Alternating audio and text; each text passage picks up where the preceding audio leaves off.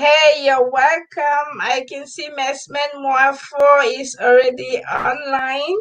Messman, you're welcome. I appreciate the fact that you're taking out time to listen to a very hard conversation and a difficult conversation on racism. Get your knee off our necks. And today we are having our expert, a brilliant lady. I mean, she's doing an amazing job, Elizabeth Horlemann, and she's talking today on the topic African parents prefer to ignore racism and use avoidance strategy. What do you think? Is that your point of view?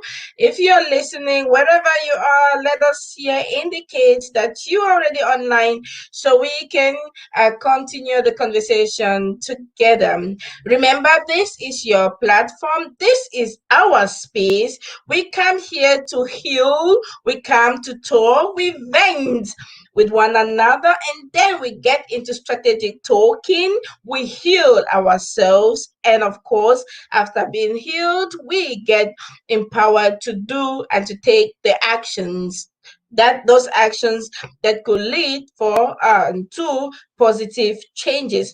Up to now, we have had great experts. Up to now, we had Rahimi Diallo, who gave us the four main strategies and points how racism has been structurized, and he said that it is an ideology, the ideology of the white supremacy, and this ideology has been transformed into structures, and these structures could be seen in the literature, in schools, and the police, and the diverse offices, the laws, and of course the worst part of this ideology is the fact that it has been so engraved in the heart of the black man, black woman, as well as the white man, the white woman. The white man, woman believes that she is superior to the white man and the black woman, and the black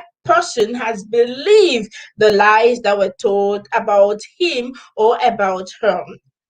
But we didn't stop the conversation there because, of course, like I said before, this space is a space to talk, but a space also of healing. And that's why we brought also with us an expert, a trauma expert, Mrs. Abeke, who told us exactly how racism affect us and affect our growth.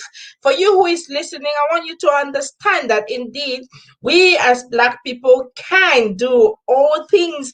We are able, we are capable, and have all the potentials to do exceedingly, even more than what we can ever imagine. But because of the white ideology, the white supremacy, the white thought and thinking and patterns, it was transmitted into us in the subconscious mind. And for those who are maybe reading the Bible, who say into the spirit, to believe that we're not able to do. And therefore, the system and the strategy of the oppressor has always been to put fear and total submission unto us so that we must submit to their concept. And that takes us to the discussion we had last week with Maria Kaina, who went right deep into the conversation and told us and gave us a history. It was a history time with Maria Kaina, and I want you to go really search for the book, The Great Race from Grant. It is in Amazon, and this was for Hitler, a Bible. He used that as a Bible to destroy actually the Jews. So and so I really appreciate all the experts we have been having up to now. But today we are having a dynamic expert, another kind and another dimension.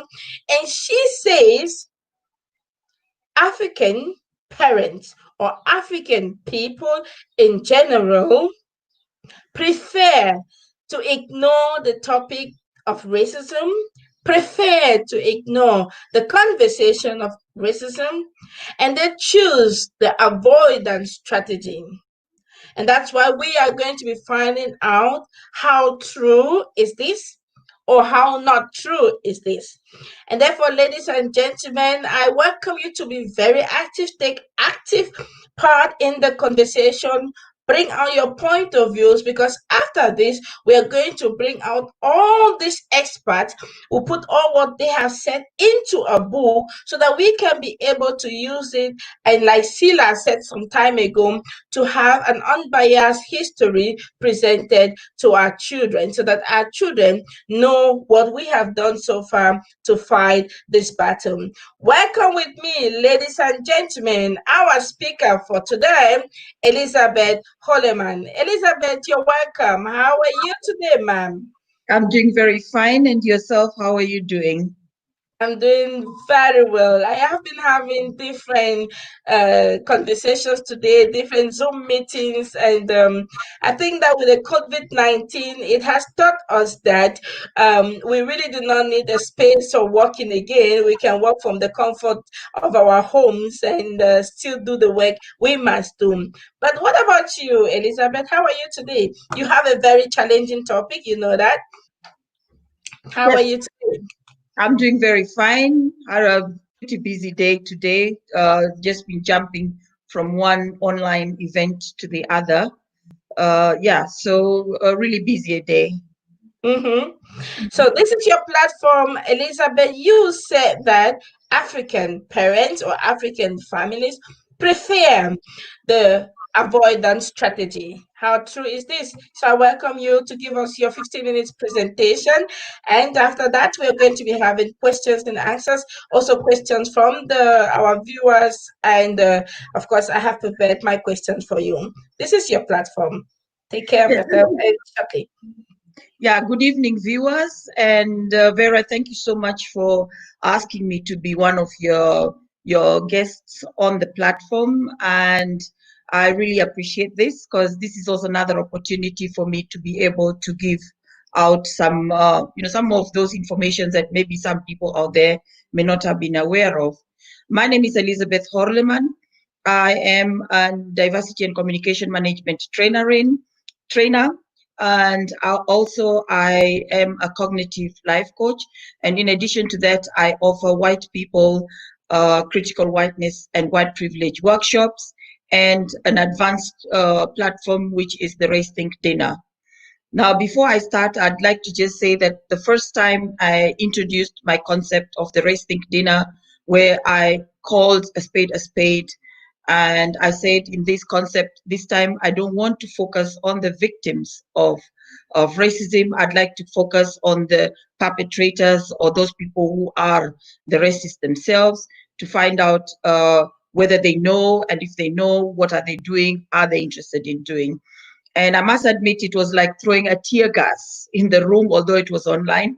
And I noticed that most people went off and unfriended me, and the discussions or communication with me went very, very thin.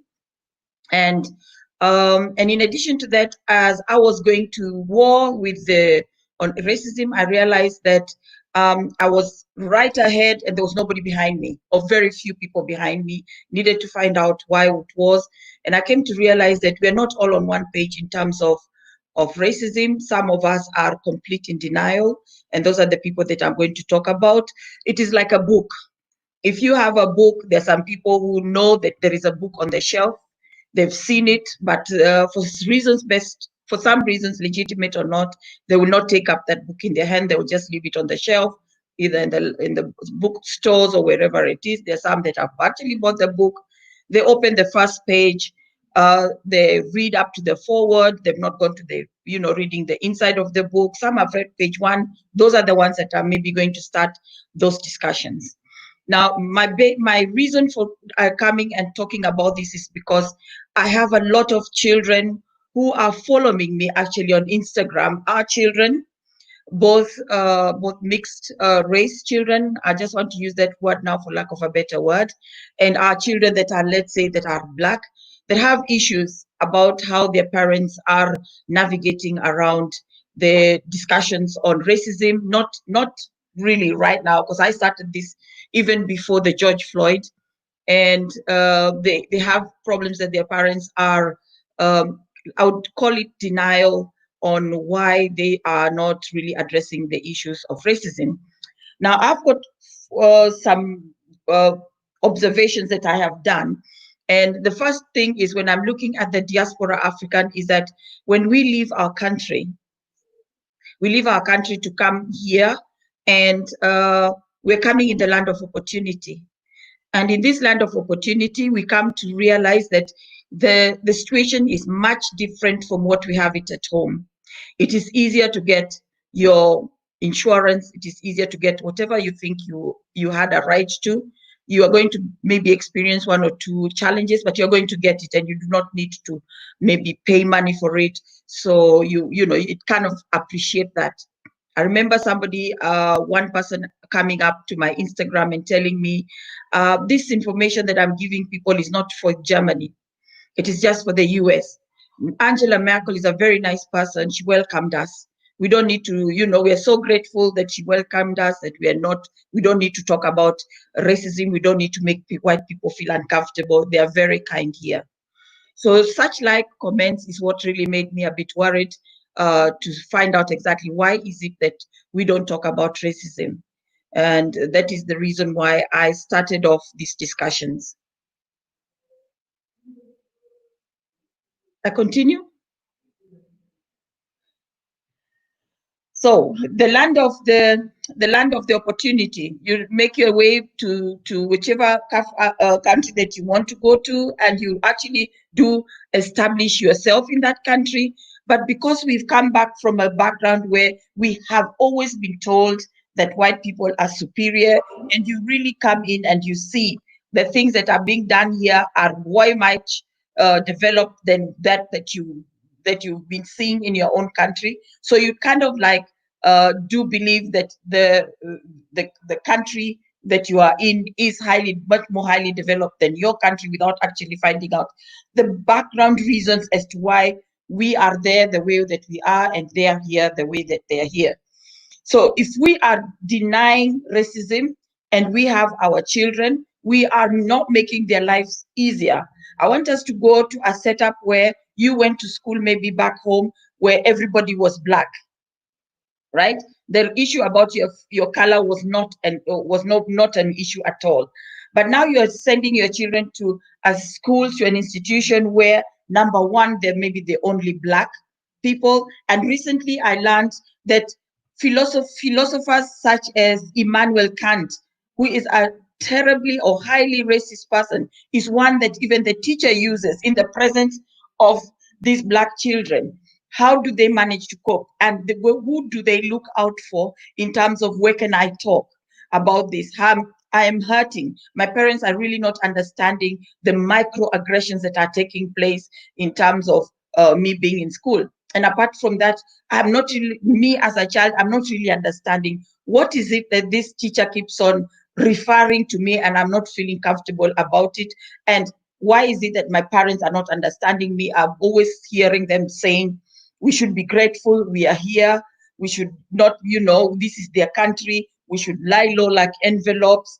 Racism is not like that. But you see, racism in terms of understanding is not just something that you're seeing visibly.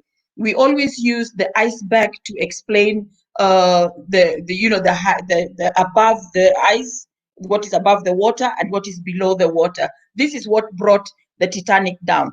Now, this iceberg is used in so many setups. You can use it in intercultural communication. You can use it in conflict, and you can also use it in terms of understanding what is racism. So most of the African people, what they know is, if I see somebody who has maybe bald head with those shoes, with white shoelace, then I know, navigate away from that person, avoid eye contact, get onto the other side of the road. Or we have like the time in 2006, where somebody from South Africa started a website called the No-Go Areas. So we navigate against those no-go areas. We don't want to get involved. We don't want to get deeper to know or to understand what is this racism that is going on.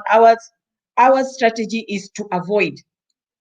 Yeah. So we look at only the above, what is above the water, the AFD and the NDPs and, the CSU, I think the NSU, sorry, that are above there. Those are the things that we see. But at the bottom, this is what natures racism.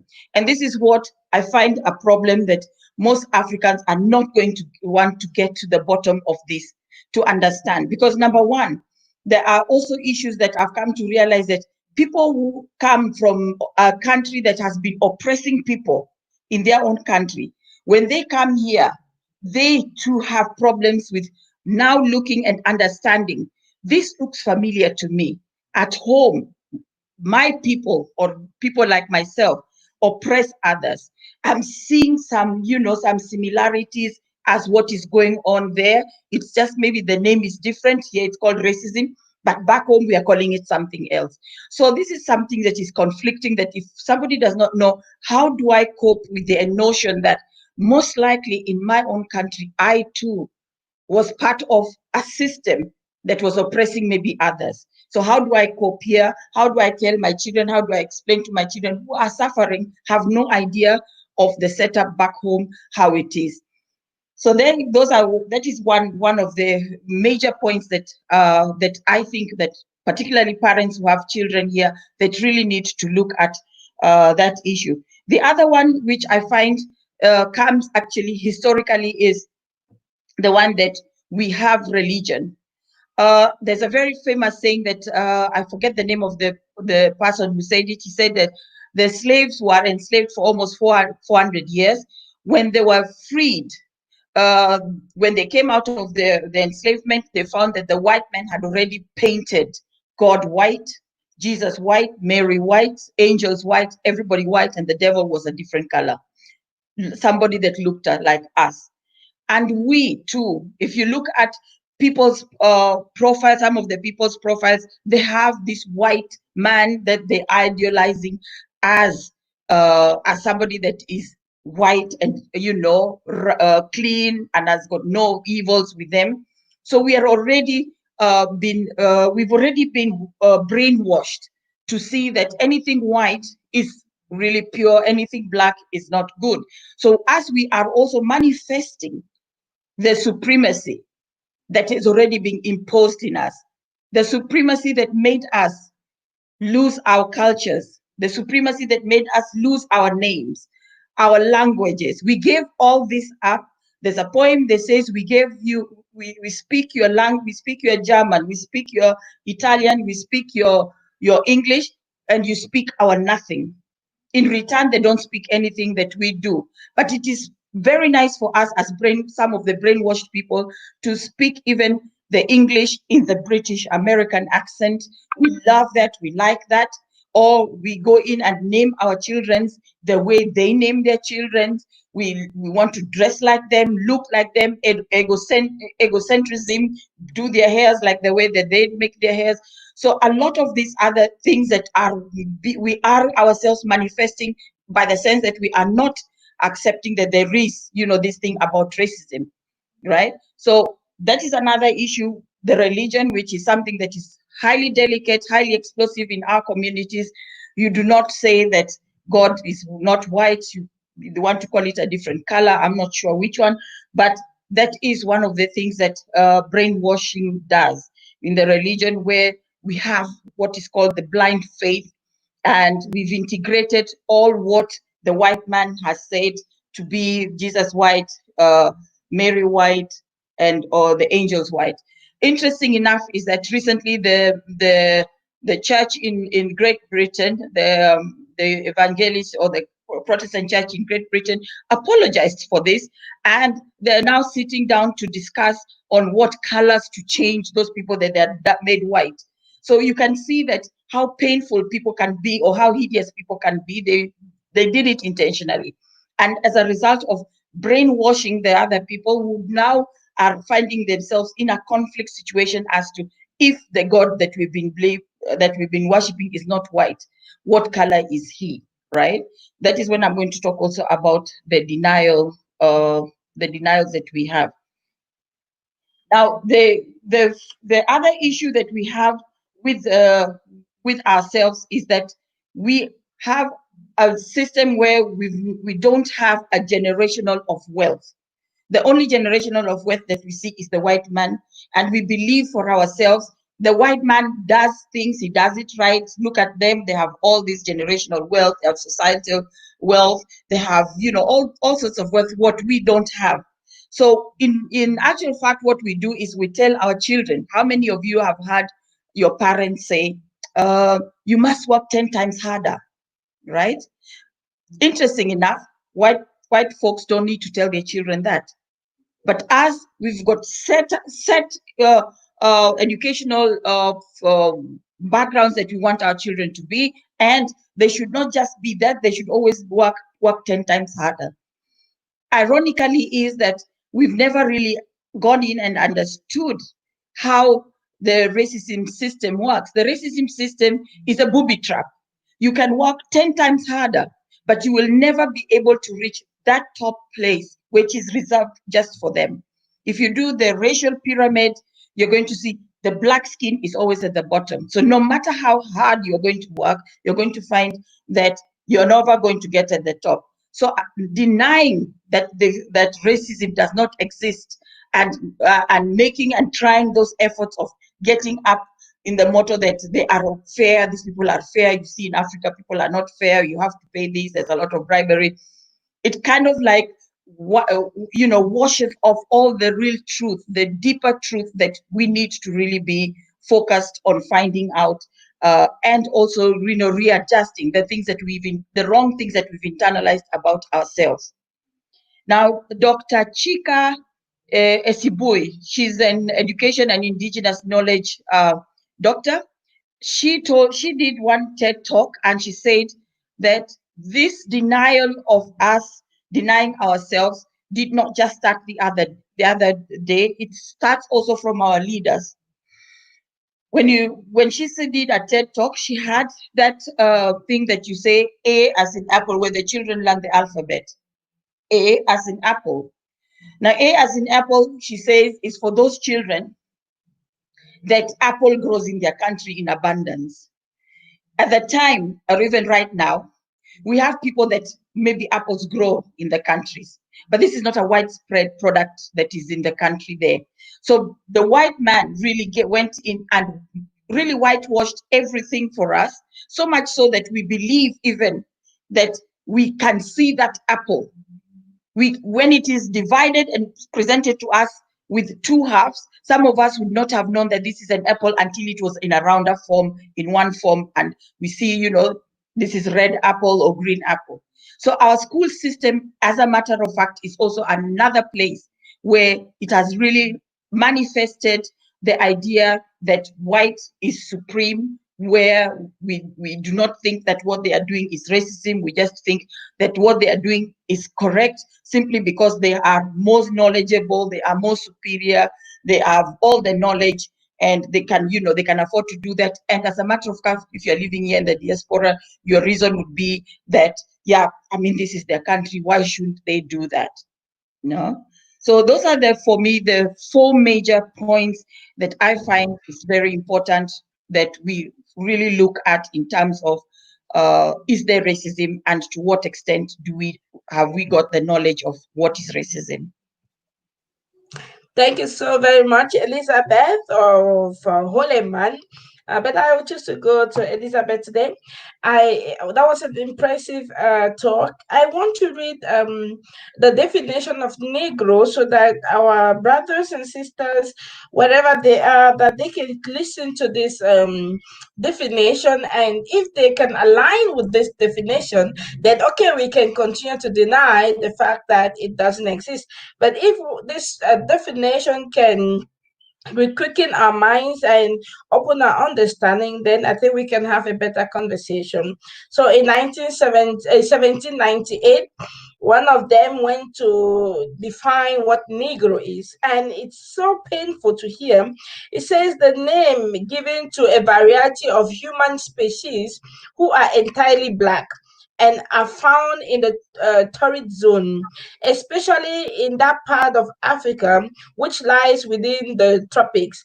In the complexion of Negroes, we meet the various shades, but they likewise differ far from other men in all the features of their face: round cheeks, high cheekbones, a forehead somewhat elevated, a short, broad, flat nose, thick lips, small ears, ugliness, and irregularity of shape characterize their external appearance. The Negro women have the lions greatly depressed and very large buttocks, which give the back the shape of a saddle. Vices, the most notorious, seem to be the portion of this unhappy race: idleness, treachery, revenge, cruelty, imprudence, stealing, lying, profanity, debauchery, nastiness, and intemperance are said to have extinguished the principle of natural law and to have silenced the reproof of conscience. They are strangers to every sentiment of compassion and are an awful example of the corruption of man when left to himself. Goodness. When I read this kind of a definition, and when you hear that, how do you feel about this, Elizabeth? And then coming back to this denial, how can someone deny what has been written down already?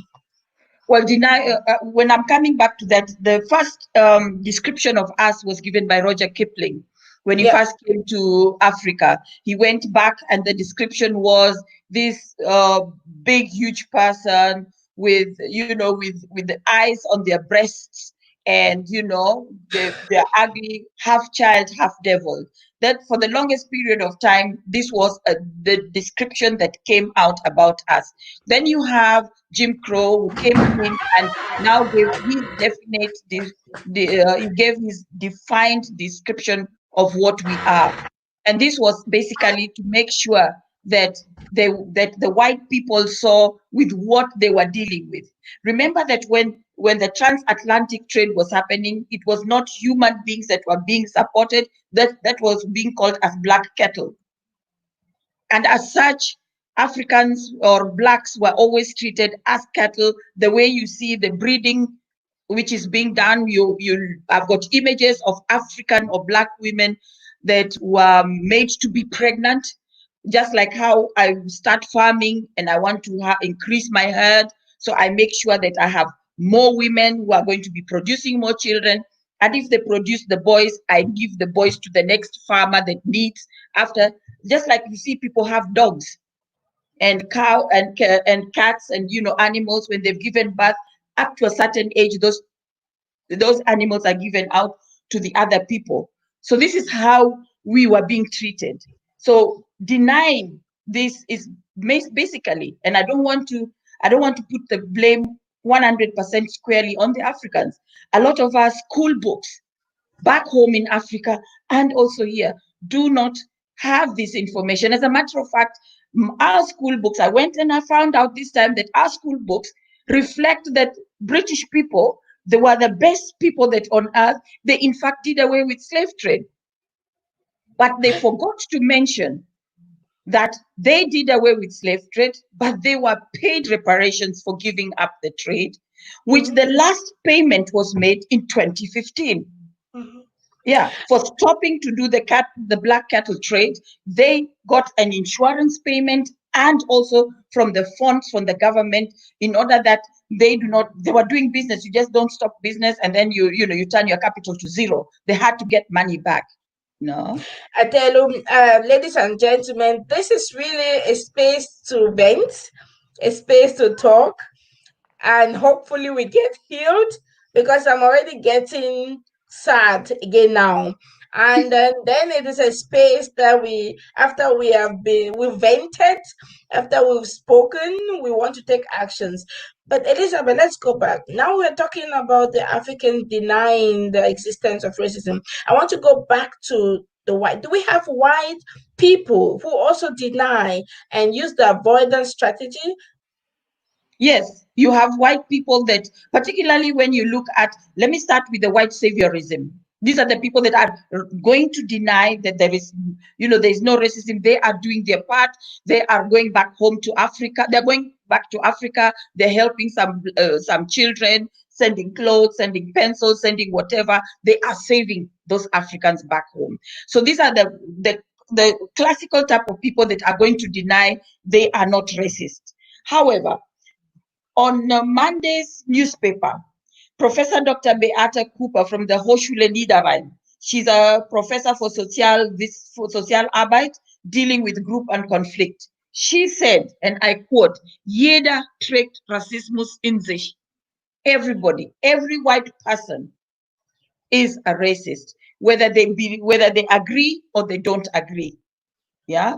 So simply because the system in which they are in, unless changed from birth, they will never ever have another way of thinking, right, about us, particularly the blacks. They will never, because the system is constructed for them in such a way that they are told from childhood, you are white, you are superior, please behave accordingly, right? So until this is really changed, you are going to find that even the white people are going to have difficulties in venturing to, some of them in venturing and crossing the floor and saying even the word Black Lives Matter. It's a huge thing for some whites to say that, because they feel that they are betraying their own when they say that. So it is the same thing when blacks are denying that there isn't racism. If they are married, like myself, married to a white, you feel you're betraying your husband. You feel you're betraying your partner. How can you? It is for them a contradiction. You cannot be married to a white and and say that jeder trägt Rassismus in sich, everybody is a racist. It is a contradiction. But the Yeah. fact is, when somebody, even people who are married, they with whites, they too must take into consideration that those partners of theirs are to a very high extent racist, right? Mm-hmm. Until they get to the extent where they have all these open discussions on round tables discussing, and racism is not going to go like that. It's a process. Even Mm-hmm. those partners must learn, start themselves in educating themselves and going in the learning process. Mm-hmm. We have Mambo, who is saying that it is a mind game and we must stop letting people define us. Now, Thank you. yes, I agree with you that we have to stop letting people define us.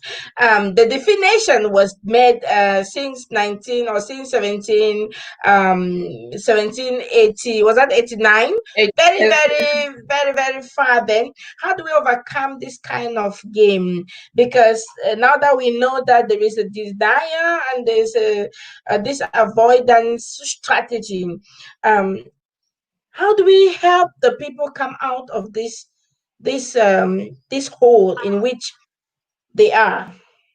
to begin with, education. Education, if it is fighting that education systems are changed, education syllabuses are, that we pull down the wallpaper.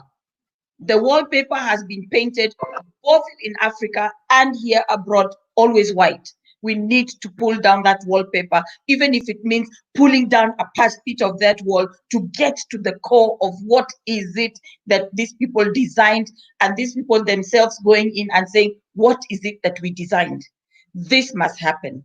But this can only happen if we go through the 5 phases of grief, or like they call them, the 5 stages of grief, because you must remember that psychologically you are removing people from their comfort zones, and you are making them go to another zone where they may not have those strategies, they may not have the tools to be able to cope in that new environment that you're taking them.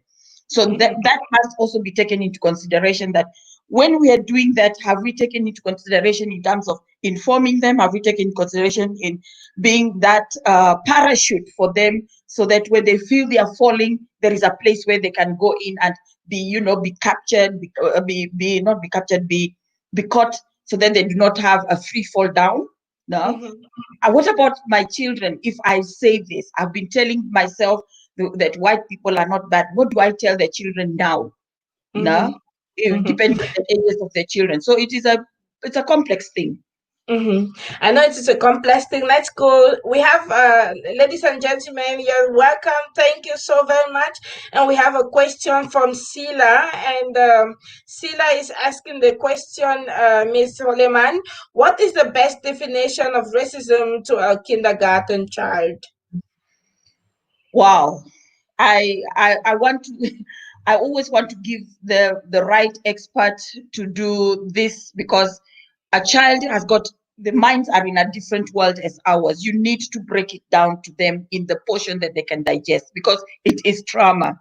We are traumatized with it. So you can expect that if you don't get the right solution, the right method on how to give the information to the children, then you might just be destroying something. What I say from the professional part that I do is, you need to give the child a foundation as to where does this skin color come from before you even start talking about those racism. Start off with toys. In the bedroom of the child, are there toys that look similar to this child? The storybooks, are there storybooks that look similar to this child? You need to build a basis before you start talking to the child, and then go into those bases. You see, there is this color, there is that color, this and that. It is an evil topic. I'm not very sure whether I'm the right person to be able to give advice on that, because you need to have somebody who has studied child psychology or something in that direction to do that, and that person must be black. Mhm. Yeah, I like that point. That person must be black, and I think that it is a very important question. We are still going to work on that, and we are also planning a conversation on that, racism in kindergarten, and we're going yeah. to look for someone who is also going to talk on that exactly. But before then, I agree with you that we have to we have to reduce, cut the words, and put them in ways that can suit the child. We have another question, Mrs. Horlemann, from Maria Kainam. It does seem that it is the better educated blacks and the ones with the better positions that are more in denial of racism. Miss Horlemann, what is your opinion? Very true. Very true, Maria Kain. Very, very true. I was very surprised. I was actually surprised to come across academia group of women who were much more in the denial of racism, as to how good or bad it is. Does it exist? To the extent that, I'll give you an example. The discussions were, should we teach our children our mother tongue? For me, this is Mm-hmm, not optional, right? mm-hmm, We've learned their languages. We can very well teach children our languages if we can speak mm-hmm, our languages ourselves. So for mm-hmm, me, it was like, whoa, that is the brainwash, the one that mm-hmm, you look at your own language as inferior. You look mm-hmm, at the other language to be the one that is going to be lingua franca, that is going to mm, be used everywhere. But you don't need to. The fact that we are doing this, we have killed our languages mm-hmm, across the continent, right?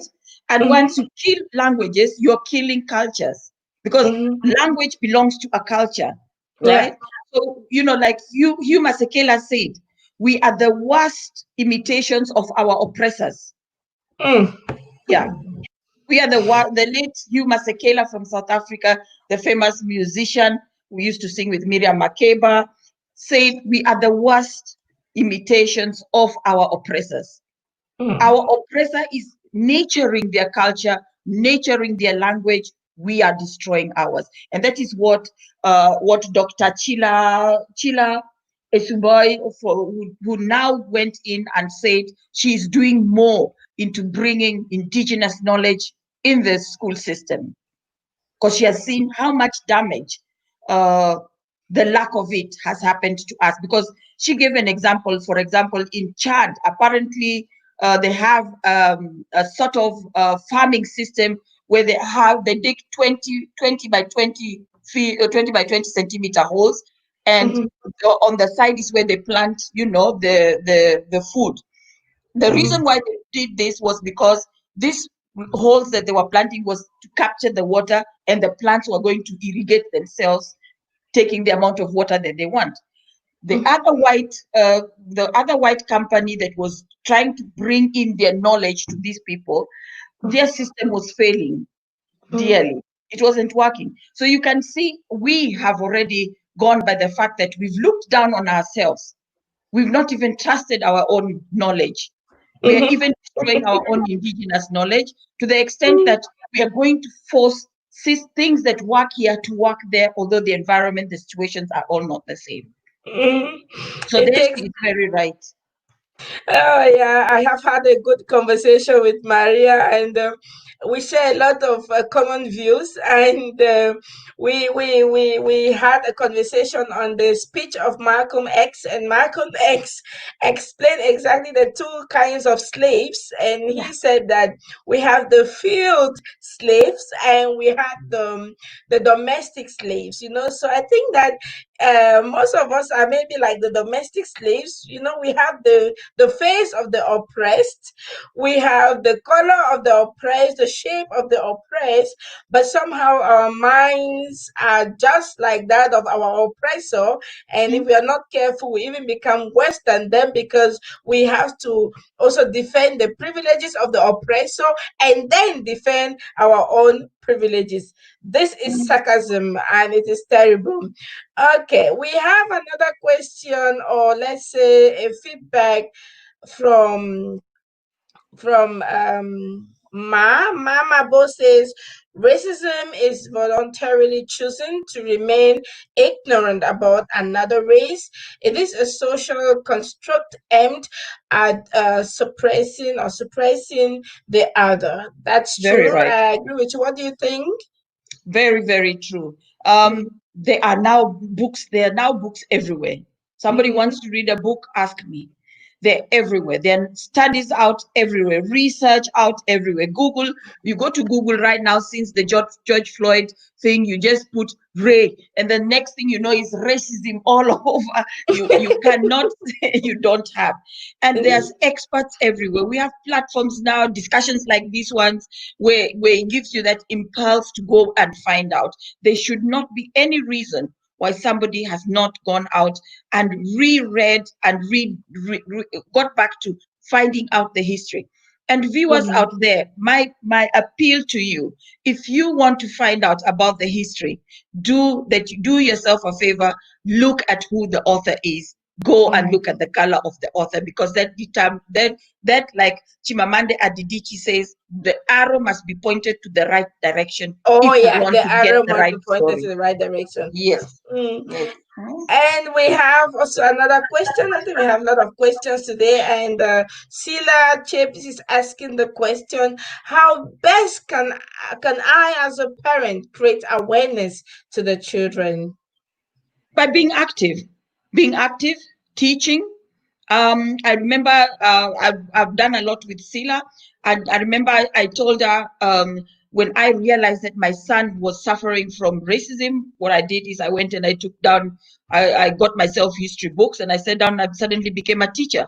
And I decided to teach him the African history. I mean, I must have learned something in school, and some of the other people must have learned something in school. We have a lot of teachers out here, particularly in Europe, or even out in the diaspora, that may not have job opportunities. Why is it not possible for us, using such a tool, to get those teachers to offer, those students or those children history lessons, to give? Because if you know where you're coming from, you have confidence.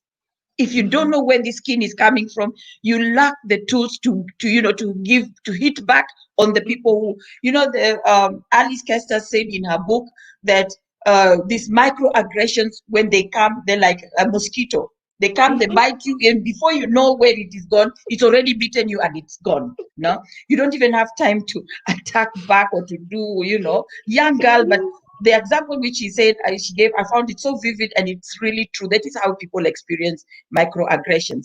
I'm Mhm. talking about a microaggressions. If you don't know, please jump into Google, find out microaggressions, racism. What are those? Right? I like the season in which we are, the season of technology, the season that Mr. Google, thank you for giving us these platforms so that we can come and share such discussions and that we can really educate ourselves. But then let's go back now to finding solutions. Ma says that it takes all of us, black and white, to fix the issue. Ma, How do we you've fix said it together? something. Yeah, Ma, you've said something very, very important. And I think people who know me have heard me say this. Racism has so many corners, and it will take each and every one of us with each and every tool that we have at hand, music, teaching, arts, you name it, will all be needed, will all be necessary for us to attack racism, for us to gain allies. We need those allies because they know where they put the landmines, right? We have already got the X-ray glasses. We can see where their landmines are. But if they don't have, we need to get them to re-put those X-ray glasses to see where they put all those racism landmines, so they should remove it for themselves. Because we are not the architects, we don't know which tools they used to build it. They should get rid of it, but it should go, and it will take all of us combined with those racist people to break the system down, because everybody is suffering one way or another, even the whites themselves. Right now, I've got early white people who don't know how to talk to us. That is, again, another trauma. How do I talk? What should I watch out for? So all this, it's going to take what she said, every one of us in every corner to come together with whatever tools we have to fight it. It is so difficult, actually. I think that even most of my white friends with the death of Floyd, I had the impression that some were avoiding and some were being very careful what to say, what not to Mm-hmm. say. Mm-hmm. And but this reminds me of Pat Parker. I don't know if you heard about her. She was in a Black American, and she said that to my white friends, to the white folks who want to know how to be my friends, the first thing they have to do is to forget the fact that I am black. And then on the other hand, the other second thing they must do is never to forget the fact that I am black. Have you heard this Mm-hmm. before? What do you I think have. about it? Yes, it is very important. I have a saying which goes, race is not real, but race matters. So you need to know that the spaces where you are going to go in, I may not, I am always going to stand out. So you need to know that I am black wherever we go. Like I had somebody who told me, there's this homosexual guy who came and said, now we're going to be we experience sort of the same discrimination. No, we don't. We don't, because he or she who is homosexual, if they go in a room where everybody's white and they don't open their mouth, nobody is going to know that they're white, Yeah. right? But if Mhm. I go in a room where everybody is white, before even I went and there's maybe a window, the first thing is going to be seen, there comes the white person. So we can never be on the same level. So yes, I know that, and I really like it as well, that you first of all got to know that you got to remember that I am black. Yeah. And I'm not also your teacher to teach you this, how to be an anti-racist. That one you have, I can't be the one responsible for teaching you how not to treat me the way you're treating me. It doesn't work Mhm. that way. No. Thank you. And this is always a paradox. I lecture at the University of Esslingen, and it's always a paradoxical conversation. I lecture social workers, and so it's always a difficulty because I know the power that social workers and teachers are having after they finish their courses. And I tell them most of the time, you have so much power, and so never forget the statement of Pat Parker, and don't use it only on the case of black people, because it is somehow for them paradoxical to see a migrant and yet don't see that migrant like a migrant. So they Margaret. always have a kind of questioning, but how do we go about this? Right now, let's take the next question. That you spoke about religion, and it is for me. This is a big space. Um, hmm. What has religion got to do with denial of the fact that racism exists? Yeah. To begin with, I'd like to make my status clear that I am not into. I am not one of those people who are going to be for or against religion. I Mhm. opted not to have any opinion on that. What I do Yeah. see are the damages the side effects what this religion has been doing, particularly to our African communities, in terms of Mhm. the supremacy. To begin Mhm. with, when I talk about that, I always go specifically on those idols that we have, the white Mhm. idols, the white Mhm. God, the white Jesus. I saw another video today where a man was dressed like the picture of the Jesus with a blue thing and dancing somewhere in Africa, and Mhm. everybody was liking him, going on their knees for him. And this is where I Mhm. have a problem, because in the Bible, I do not find a place where, where that is perceived to be the way that they are doing, that Jesus is Mhm. white, God is white, his angels are white, and we are the devils, right? So when we take in this, the racial pyramid, where the supremacists are at the top, not the corporates, the Mhm. supremacies and the supremacists at the top, that means we are worshiping the supremacists, Mhm. because those are the people who believe in white power, in white, Mhm. white to be clean, white Mhm. to be holy, and everything. So all Mhm. these idols that we have that in the color white, that is where my conflict comes in. We Okay. are Mhm. actually praying and worshiping white people and Mhm. manifesting supremacy, because this Mhm. is what they are seeing. Whereas we are not seeing that. We are seeing that we are transporting something from the Bible to our beliefs, whereas that is not exactly how it is. How it Mhm. is that we've got white Jesus.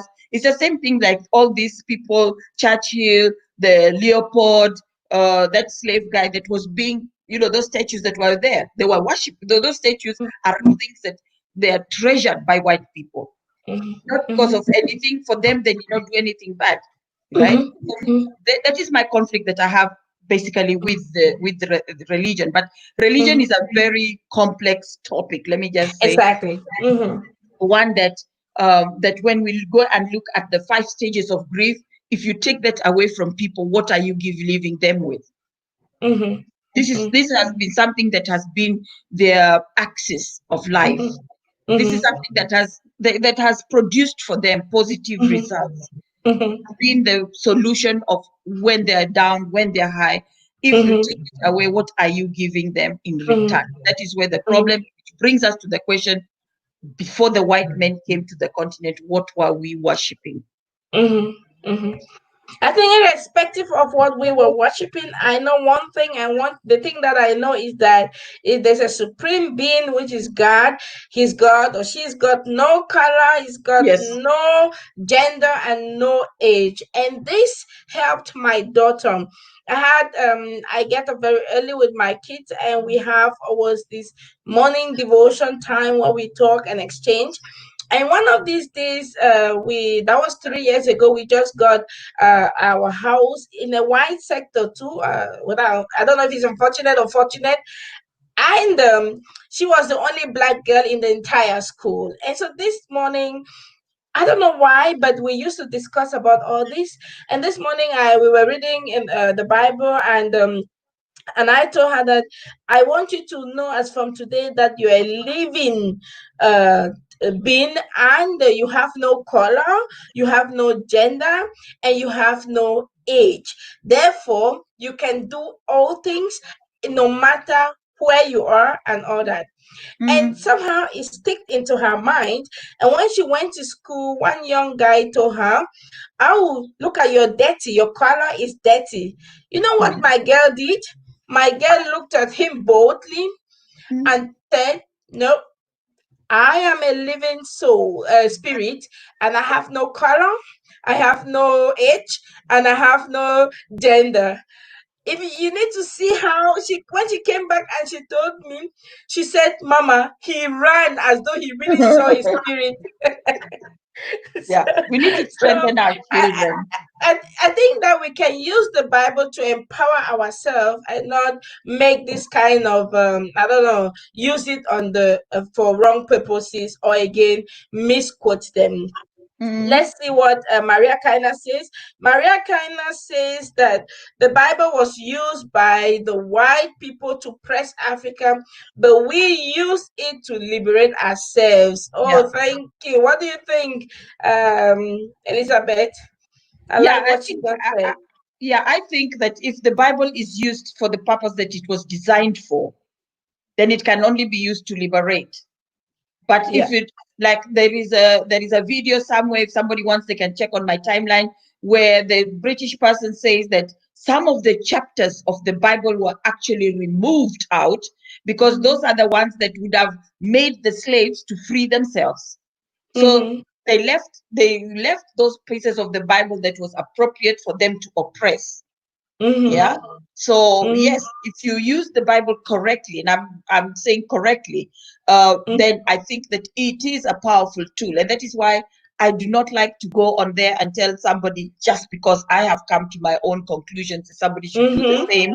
I don't think it is fair because what do I offer them in Yes, return? What that's do I true. offer them in return? Nothing. I don't have anything to offer them.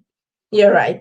So, Yeah. Elizabeth, we are almost coming to the end of our conversation. 1 hour is not that long and much. So, what do you have to tell our viewers? Just imagine a young person is before you, someone who has never, let's pretend, has never heard about racism. Let's pretend that we are all denying the fact that it exists. Please tell us, advise us step by step. What do you think we should do?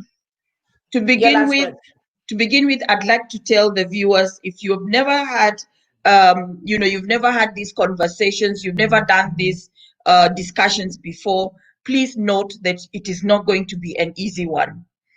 To begin with, I will take you and walk you through what I think is important, called the 5 phases of grief. Now, in the 5 phases of grief, when we are going to look at racism, you are going to be denying there is no racism. And we're going to do these discussions, we're going to do the critical discussions, and then we're going to go into the anger phase. That is where some of us are in. We're coming to realize we bought into wrong narratives.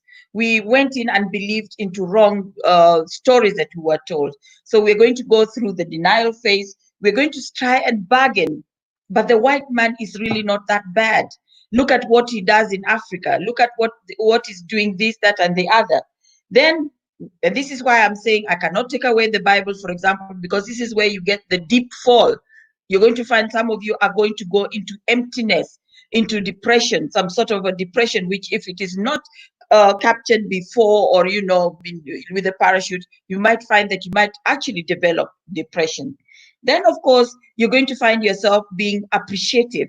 Thank God, now I know I can now be able to maneuver. I can now be able to navigate. I know what I want to teach my children, for example. I know what is the real truth, and this is what I want to give my children and to empower them so that they too go out with the right tools out there in the world, not thinking that this skin color has an inferiority. On the contrary, this skin color is the one that is uh, well, more advanced in terms of what we've done previously and how we've built this country for free. All the European countries, with the trade and the colonization, they would have never managed to be on this status quo if it wasn't for the hard work that we did in the US for our brothers and sisters, our black brothers and sisters that worked for 400 years. It's a long time. So you're going to find that there is where you're going to really appreciate and become also on top of the game when it comes to activist, as an anti racist activist. Thank you so very much, Elizabeth. And then we have come almost to the end of our program, just on time. Ladies and gentlemen, I want to appreciate you for taking your time and to be here. I see you all. I appreciate you. Remember, this is our space. It is a space created by Black people, for the Black people, for awareness, for venting, for talking, exchanging, and of course, healing. We want to heal ourselves, and then we want to take actions that are going to transform us and then transform our environment. This is your space. We meet again next time, next same time, Thursday next week. and then you don't want to miss the lady for next week. Thank you so much, all of you. Elizabeth, thank you very much, Thank you. and have a nice evening. Have a nice evening. Thank you too, and I say goodbye. And this has been your host, Vera Sampon from the Sampon Social Service. Take good care of yourself, and we meet next time, next week, same time. Bye bye.